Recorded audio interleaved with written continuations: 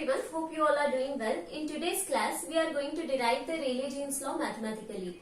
We know that Rayleigh-Jeans law, it describes the black-body radiation curves on the basis of classical mechanics, right? And if you remember, the previous lecture in quantum chemistry series was also on the Rayleigh-Jeans law, and that was the first part, and today is going to be the second part. In the first part, we have seen that the ideas behind the Rayleigh-Jeans law, like what is the black body model that Rayleigh and Jeans considered, and what are the ideas from the classical physics they borrowed to arrive at this mathematical form, and what is the mathematical form of the Rayleigh-Jeans law, and at last we have seen the failure of Rayleigh-Jeans law, which is called ultraviolet catastrophe. So 70% of the job is done in part 1. So I suggest you to watch this video only after watching the part 1, because it will not waste your time. If you watch this video first, you will not understand anything. And there is one more thing I wanted to talk about. At the end of the first video, there was one question that I asked, and it was like why Rayleigh and Jeans, why this Rayleigh-Jeans law failed to explain the black body radiation in spite of borrowing very fundamental ideas from the classical physics, well-established ideas from the classical physics. Was there any loophole in the framework of classical mechanics? So this was the question, and I said that we would answer this question when we do Planck's law. But I was expecting few answers in the comment section, because the answer to this question is not categorized as right or wrong, but I wanted to know how you people interpret this question, and this is what this channel is all about. We aim at inculcating the habit of questioning and inculcating the habit of interpreting the things on your own and understanding any topic to a deeper level. So please, whenever you visit the first part, try to answer the question in your own way, so that I can also understand your approach towards learning quantum chemistry. Okay? So I have taken a lot of digression from the topic. So without wasting much time, let's start today's topic. Now the aim is to derive the energy density function rho nu d nu. Rho nu d nu is the energy density function expressed in terms of frequency, and rho lambda d lambda is the energy density function expressed in terms of wavelength. So what is energy density function has already been discussed in the part 1. But before starting the derivation, let us quickly and briefly recapitulate few things from the part 1. In part 1, we have seen that Rayleigh and Jeans, they considered a cubical cavity as a black body.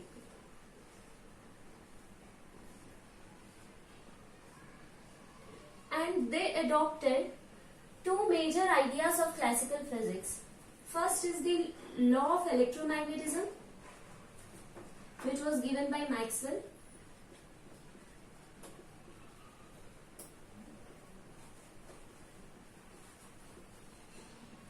And second is the law of equipartition of energy.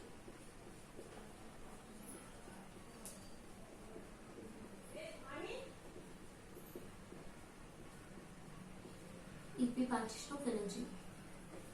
So on the basis of law of electromagnetism, Rayleigh and Jeans, they said that the black body radiations are the electromagnetic waves, and these radiations, they form stationary waves inside this cube. Okay, so let us see how. So in this way, the electromagnetic radiations, all the electromagnetic radiations, they form stationary waves inside the cube, and the nodes will be formed at the walls of the cube. Okay, but what should be the length of this cube? Let L be the length of the cube. So how should be this length? So this length should be always greater than the maximum wavelength of the electromagnetic radiation, because if it is so, only then all the electromagnetic radiations can get accommodated inside this cube. Okay, so this is the first condition, that is the length of the cube should be greater than the maximum wavelength of the electromagnetic radiation. And we know that the stationary waves are forming nodes on the walls of the cube. And we know one thing, that electromagnetic radiations are perpendicularly oscillating electric and magnetic fields. Say this is the direction of electromagnetic radiation or electromagnetic wave. If this is the electric field, the magnetic field will be perpendicular to this, something like this, okay?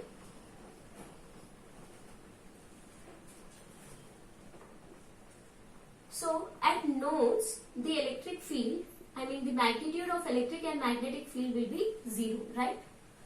So in order to form a node at the wall, the magnitude of electric and magnetic field should be 0 on the walls. So according to electrostatics, the electric field will be 0 only when the wall of the cube has non-zero conductivity. So the conductivity of this walls of the cube should be non-zero. Only then the electric field at this wall will be 0 and it can form node on the wall. Okay, this is the second condition, that the walls of the cube should have non-zero conductivity. Walls of cube, or I can write it this way. Conductivity of walls of cube should be non-zero.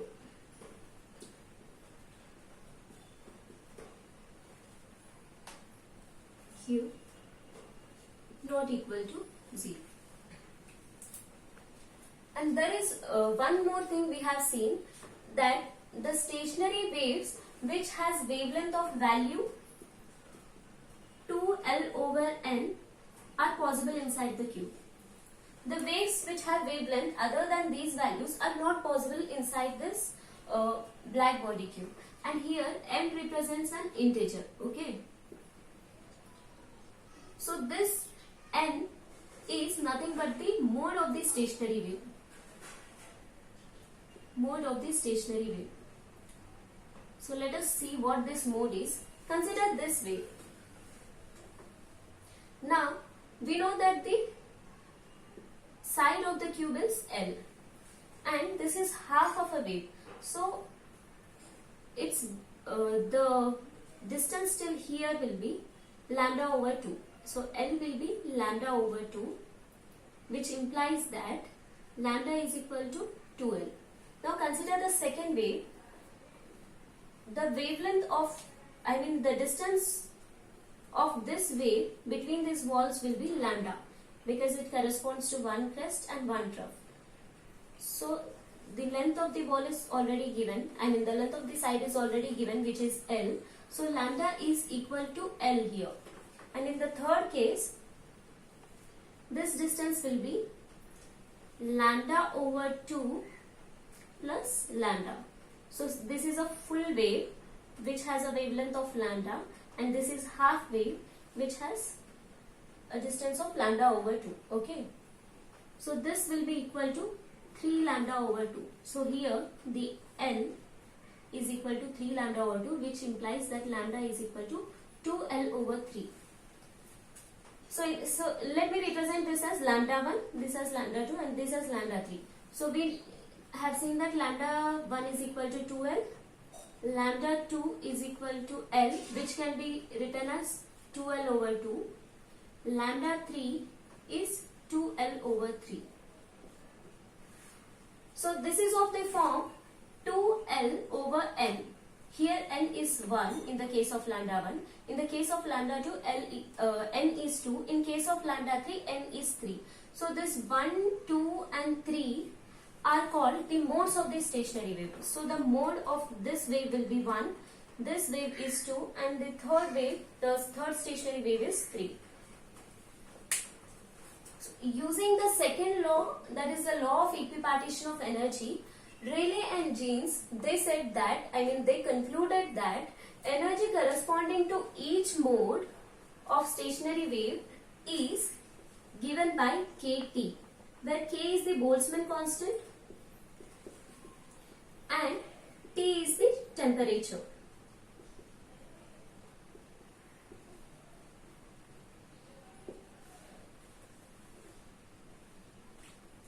We can arrive at this mathematical law in 3 steps. In the first step, we'll calculate the number of stationary waves that fit inside this cube. Okay. In the first step, we calculate the number of stationary waves. Calculate the number of stationary waves.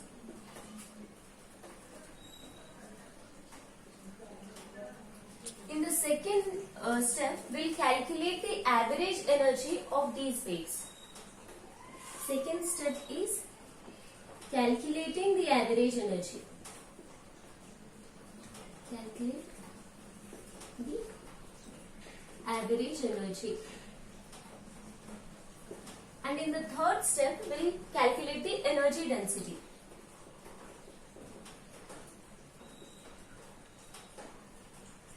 Third step is calculation of energy density.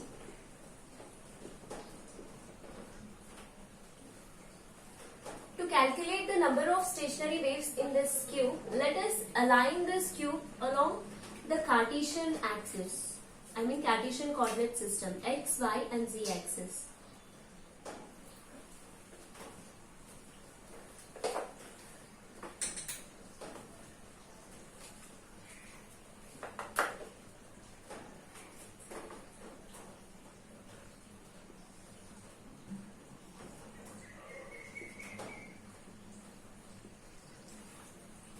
So consider that the cube is aligned in x, y and z space. Now you have to calculate the number of stationary waves or the modes of stationary waves that are possible along x direction, along y direction and along z direction. Okay, let me rub this.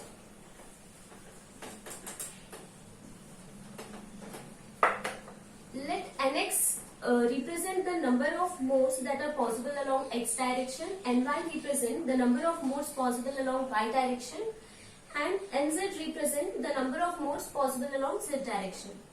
Let lambda x, lambda y and lambda z be the wavelengths possible in x, y and z direction. We know that the waves which have wavelength of 2L over n are possible inside the Jeans cube or black body cube. So from this, we get the number of modes as n as 2L over lambda. So using this equation, we can write the number of modes in x direction as 2L over lambda x, number of modes in y direction as 2L over lambda y, and number of modes in z direction as 2L over lambda z.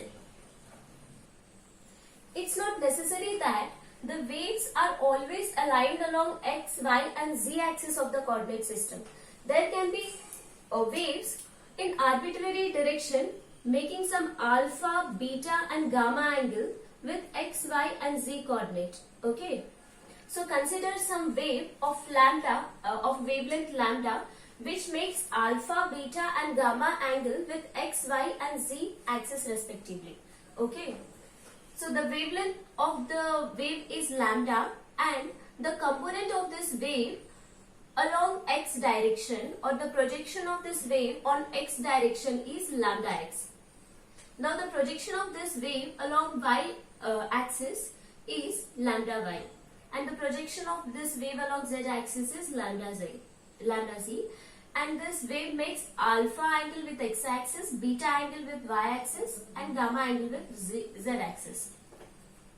Now we have a relation between lambda and lambda x. Lambda can be written as lambda x into cos alpha, and lambda can also be written as lambda y into cos beta. Lambda is equal to lambda z into cos gamma. Now we can procure lambda x, lambda y and lambda z from this equation. So this implies that lambda x is equal to lambda over cos alpha, lambda y is equal to lambda over cos beta, lambda z is equal to lambda over cos gamma. So if the wave is completely along that x direction, the angle that this wave mix with x direction will be 0. So lambda x is equal to lambda over cos 0. Cos 0 is 1. So lambda x becomes lambda. Lambda when the wave is completely along x direction. Okay. Similar is the case with lambda y and lambda z. Now see here, we have nx, ny and nz in terms of lambda x, lambda y and lambda z. So we can substitute this lambda x, lambda y and lambda z in these equations. Okay. So here we get nx as 2l over, what is lambda x? Lambda over cos alpha, which is nothing but 2l cos alpha by lambda. Similarly, we get ny as 2l over lambda by cos beta, which is equal to 2l cos beta over lambda. And we get nz as 2l over lambda by cos gamma, which is nothing but 2l cos gamma over lambda. So we have got the equations for nx, ny and nz. Now let me square and sum these equations.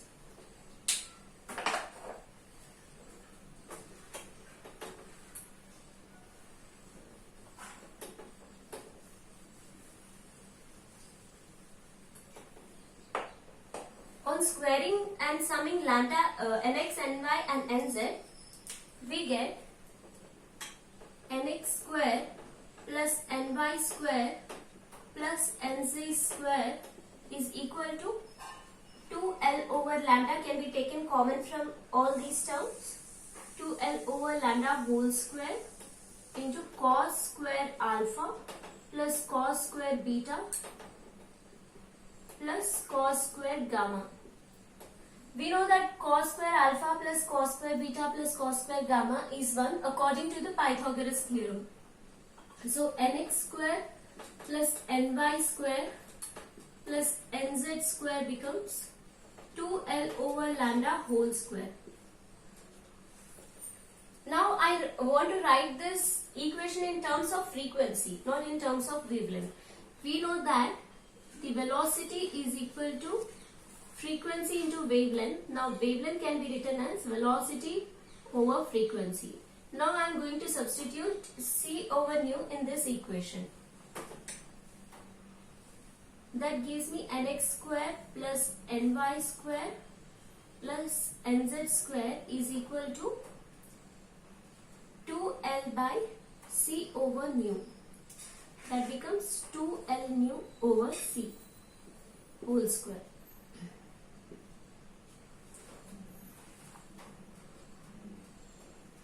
Now I can write it as 2l nu over c is equal to root of nx square plus ny square plus nz square. Now when I take this 2l over c to left side, I will get the frequency. So this becomes c over 2l into root of nx square plus ny square plus nz square. Using this equation, we can know the frequencies, the frequency of waves that are possible inside the Jeans cube. Okay. So this is one equation that we have got. To calculate the total number of possible frequencies inside the specific volume of the Jeans cube, I have to consider now one more coordinate system which represents the number of modes in x, y and z directions. Okay. Consider a coordinate system which represents the number of modes in x, y and z directions. So this is axis nx, ny and nz. So this axis represents the number of modes in x direction, ny represents the number of modes in y direction, and nz represents the number of modes in z direction. And you know that this nx, ny and nz can take only integral values. Now let me consider a sphere of radius rho. Okay. Now I am constructing a sphere in this 3 coordinate system which has a radius rho. Now we know that rho can be given as rho is equal to root nx square plus ny square plus nz square. How do we get this? We know that consider some two-dimensional coordinate system, and I am representing a point here. Now to get the point of magnitude, this point is xy, and to get the magnitude of this position vector, what do? You take the square root of the sum of squares of x coordinate and y coordinate. I have done the same thing here. To get the radius rho of this sphere in 3 coordinate system, I have taken the square root of the sum of squares of the point nx, ny and nz. Okay.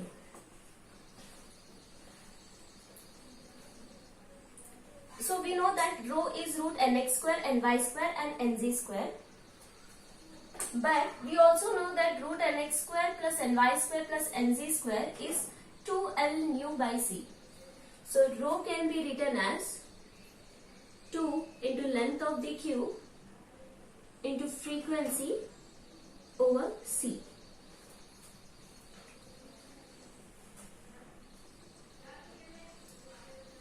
Now I want to get the number of frequencies possible in some specified volume. So for this I have to construct one more sphere which has a radius of rho plus d rho. Okay.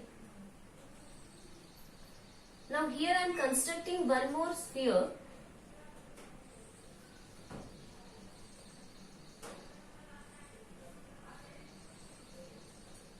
and the radius of this sphere will be rho plus d rho, and this particular length will be d rho, because rho plus d rho minus rho gives you d rho. Now I want to calculate the number of frequencies which are possible in this portion of the this volume of the sphere. So let me rub all these things because there is no place on the board. Now let n nu and d nu represent the number of frequencies possible in that region, in this shaded region. Okay. So n nu, d nu is equal to, this can be given by the volume of this region. Okay. To calculate the volume, we should know the surface area into the radius. Okay. But we know that the surface area of any sphere is given by 4 pi r square, where r is the radius. Here we have rho as the radius. So surface area of sphere is given as surface area is equal to 4 pi rho square. Now to get the volume of only this section, we can multiply it with this length, that is d rho. So we get the volume of sphere as 4 pi rho square into d rho. But we know that we are considering only 1/8 part of the sphere. Say consider a sphere now. Consider any ball. Now when you are drawing x and y axis, using the center of the ball as origin, you are drawing x and y axis along the ball. That means you are dividing the ball into 4 parts. Now when you draw one more axis, z axis, that will divide the ball into 8 equal parts. Say consider this fist as a ball, my fist as a ball. Now I am drawing this axis. This is the x axis, this is the y axis. Now I have chopped this sphere into 4 parts. Now when I draw this axis, z axis, I will get 4 parts in the upper side and 4 parts on the lower side. So any 3 coordinate system, when any 3 coordinate system takes the center of the sphere as the origin, it will chop the sphere into 8 equal parts, and I am considering only 1/8 part of the sphere. Why am I considering only 1/8 part? Because only positive values of nx, ny and nz are possible. So we have to consider only that region in which nx, ny and nz are positive. So this is, I am dividing this volume of total sphere by 8 because I am considering only 8th part of the sphere. Now this gives me the volume of the sphere. Now this volume is nothing but, it represents the number of frequencies or number of states of stationary waves that are possible in this region.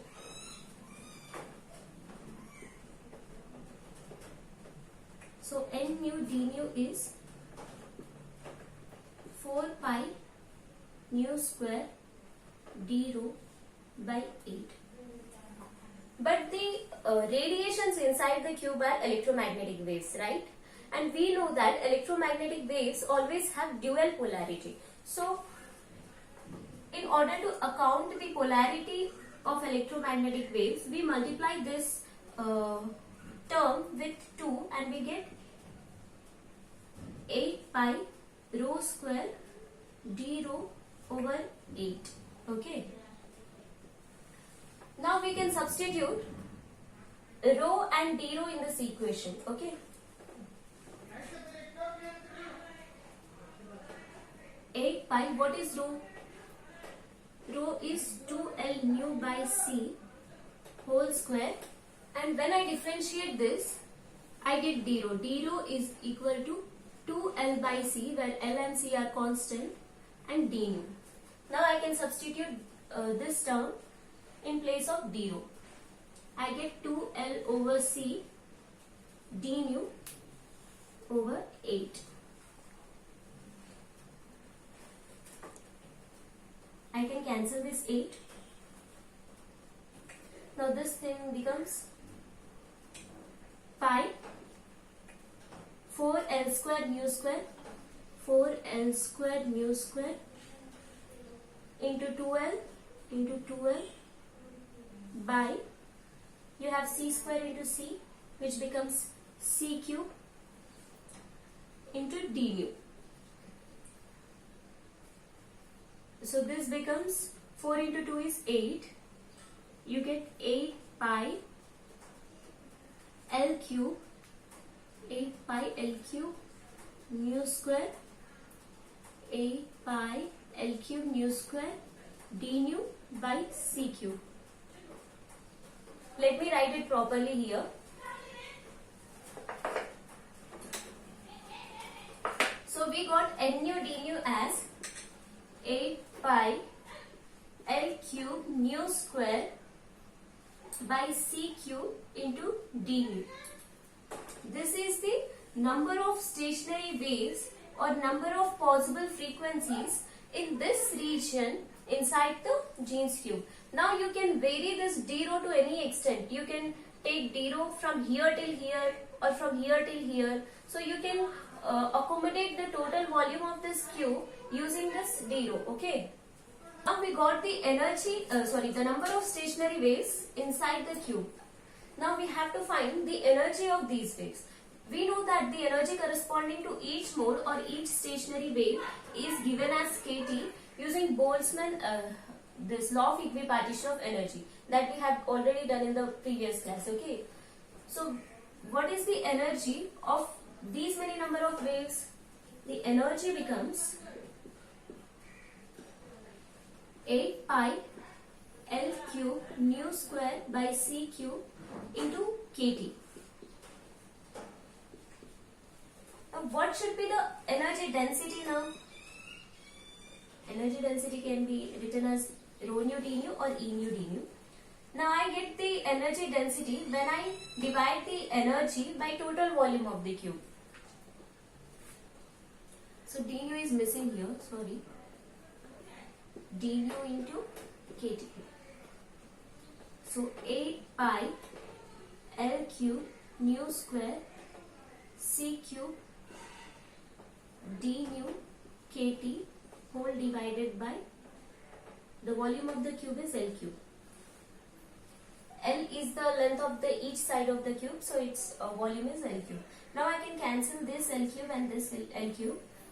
I get 8 pi nu square kt d nu over c cube. Is it matching? 8 pi nu square kt over c cube into d nu. So finally we have got our energy density. So what Rayleigh-Jean's law says? It says that the energy density or intensity of radiation emitted by a black body is proportional to the square of the frequency. And this is the reason why Rayleigh-Jean's law couldn't explain the black body radiation completely.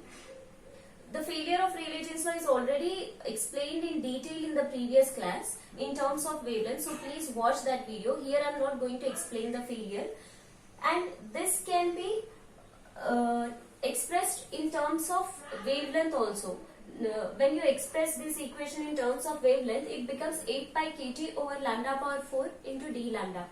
So the conversion from this equation or this function to this function has already been done in previous class. So please watch that video, and I suggest you to watch that video first and only then watch this, because you will not understand anything when you directly start watching the second part. So this is all for today's class, and so thank you so much. See you in the next class. Rho and d rho in this equation. Okay.